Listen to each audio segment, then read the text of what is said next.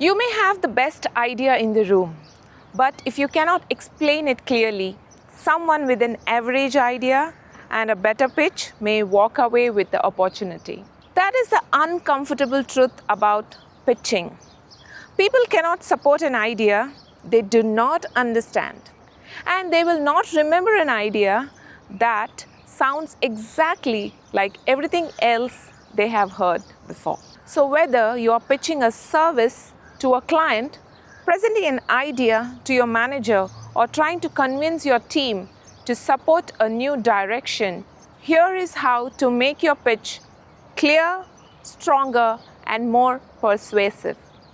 Let's begin with the biggest mistake people make. They start by talking about themselves.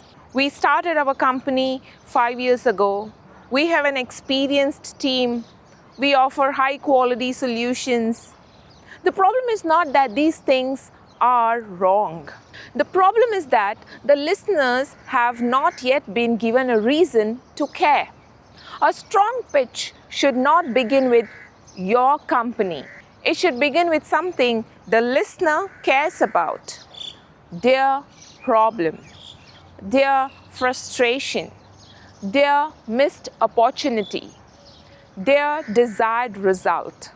Instead of saying, we are a digital marketing company providing complete solutions, you could have said, many businesses are posting consistently, but their content still is not generating inquiries. The problem is usually not the amount of content, it is the lack of strategy behind it. Now the client is listening. Why? Because the pitch about their world, not yours. A pitch is not your chance to say everything you know. It is your chance to make the listener interested enough to continue the conversation. And this is where many experts struggle. Because once you understand something deeply, you forgot what it feels like not to understand it.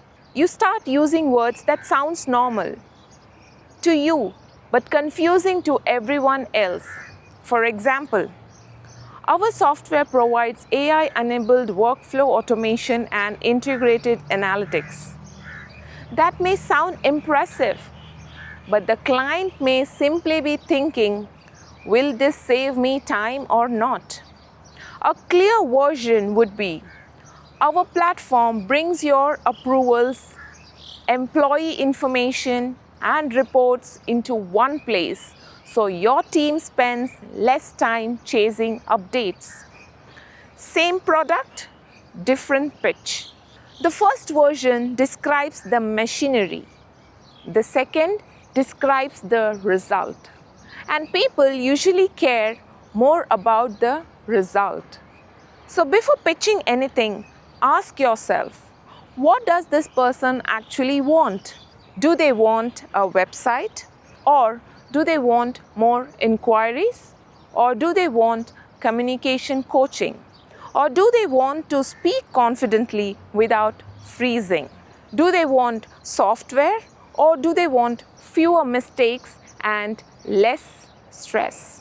Your pitch becomes stronger when you stop describing what you sell and start describing what changes after someone chooses it. Here is a simple structure you can use for almost any pitch. The problem, the cost, the possibility, the proof, and the next step. First, describe the problem in a way that makes the listener feel understood. For example, many professionals know their subject extremely well, but during the client meetings, they explain too much and lead the conversation too little. The listener should immediately think, yes, that is exactly what happens. Second, explain the cost of leaving the problem unsolved. When your expertise is not communicated clearly, clients may underestimate your value, question your price, or choose someone who simply sounds more certain. Now there is a reason to solve the problem. Third, show the possibility. Imagine entering a client meeting, explaining your recommendations clearly, handling objections calmly, and finishing with the definite next step. You are helping the listener see the destination before explaining the entire process. Fourth, introduce your solution and not your proof. This is what I help professionals develop through practical communication coaching. We work on real presentations, client conversations, and different situations, not just theory. Your proof could be a case study, demonstration, result, or testimonial. But do not list every achievement you have ever had. Choose the proof that is most relevant to the person in front of you. Finally, give them a next step. This is where many good pitches fall apart. People explain their idea beautifully and then finish with, "So, yes, that is what we do." But what is the listener supposed to do next? A pitch needs an ask. It could be, "Would you like me to send the proposal? Can we schedule the follow-up meeting? Would you like to begin with an assessment? Can we test this with one department?" The next step should be clear and easy to understand because confusion rarely creates action. Now, let's talk about stories. A pitch does not need to become a dramatic movie, but it should have a movement. There should be a clear difference between the situation before your solution and the situation after it. For example, one of my clients knew her subject extremely well, but during presentation, she would rush, over-explain, and lose her main point. We did not give her more information. She already had enough. We worked on structure, pauses, and how to guide the audience from one idea to the next. The content did not change dramatically, but the way people responded to her did. That story works because it has a before, a change, and after. And it helps the listener imagine their own transformation. Now, what happens when someone interrupts your pitch?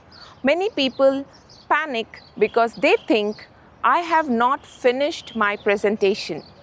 But an interruption is not always rejection. Sometimes it means they are interested. Sometimes they need clarity. Sometimes they are trying to connect your idea to their situation. Do not fight to return to your memorized script. Listen to the question, answer it directly, then connect it back to your main point. For example, "That is an important question.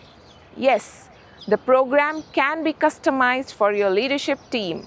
Let me explain how that fits into the approach I was describing." A strong pitcher is not someone who delivers a perfect monologue. It is someone who can remain clear when the conversation changes direction. And if someone disagrees, do not immediately defend everything. Ask, which part concerns you most? Is the concern about the idea, the timing, or the investment? What would you need to feel comfortable moving forward? An objection is often too broad when it first appears. "This is too expensive" may mean, "I do not understand the value." "I do not have the budget right now." "I need approval from someone else." "I am comparing you with a cheaper option." Do not answer every possible objection. Find out which one is actually in the room. Your delivery also matters when people are nervous.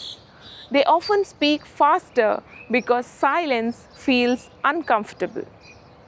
But speed can make even a good idea sound unconsidered. Slow down when you describe the problem.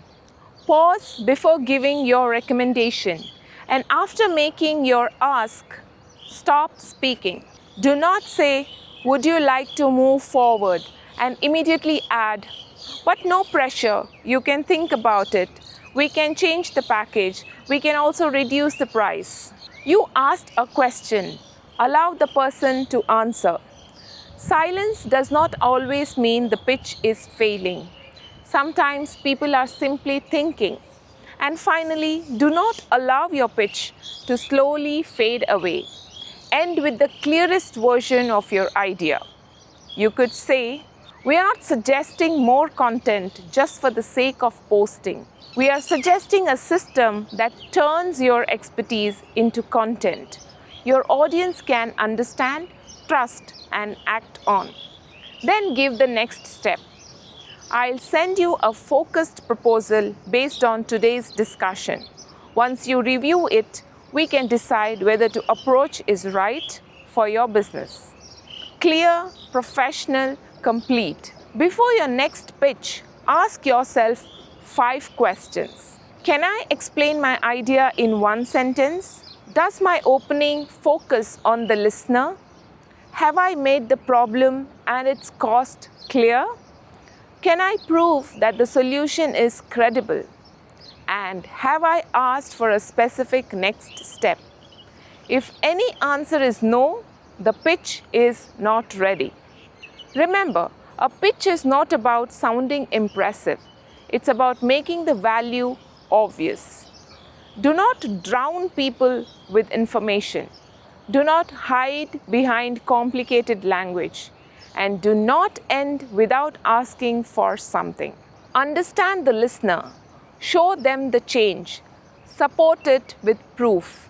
And guide them towards the next step. Because the best pitch does not make people say, "That was impressive presentation." It makes them say, "This is exactly what we need." Save the video before your next important pitch and share it with someone who has a great idea but struggles to communicate its value. Subscribe for more practical communication gyan that helps you speak clearly and influence important decisions. Speak, influence, lead.